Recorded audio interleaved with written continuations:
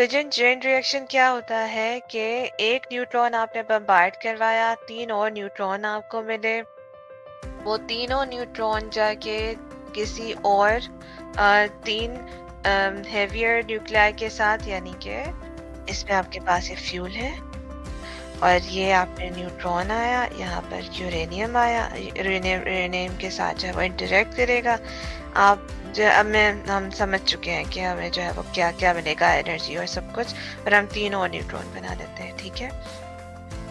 तो ये तीनों न्यूट्रॉन जो है वो आपके यहाँ पर एक और यूरेनियम, ये यूरेनियम, ये यूरेनियम, ये इसके साथ इंटरेक्ट करेगा, ये इसके साथ, ये इसके साथ इंटरेक्ट करेगा, राइट। फिर आपके पास यहाँ से 3 और पार्टिकल मिले, 3 और पार्टिकल मिले, 3 और पार्टिकल मिले। ये आपके पास चेन रिएक्शन है, पर ये वो चेन रिएक्शन है जो कि कंट्रोल्ड नहीं है, अनकंट्रोल्ड है, ठीक है।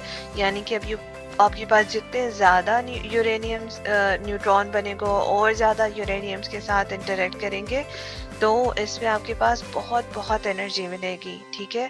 पर हमें जो है वो वेपन्स बनाने हो या इलेक्ट्रिसिटी जनरेट करनी हो तो हमें जो है वो कंट्रोल्ड चेन रिएक्शन चाहिए होते हैं, जिसमें हमें उतनी एनर्जी चाहिए जितनी रिक्वायर्ड है, ठीक है।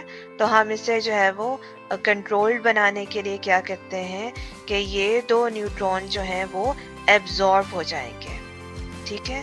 उनके लिए हम जो है वो कैडमियम की रोड्स रखते हैं। जब जब ये जो है वो स्कैटर होते हैं ना, तो किसी मैंने यहाँ पर कम एंगल पे स्कैटर करवाए हैं, राइट। पर अगर नॉर्मली नेचुरली देखा जाए तो ये हैवियर एंगल पे स्कैटर होते हैं। ये कैडमियम की रोड पे जाके जो है वो एब्जॉर्ब हो जाएगा और दूसरा ये वाला यहाँ आके एब्जॉर्ब हो जाएगा। तो ये दोनों हमारे पास अब खत्म हो जाएंगे।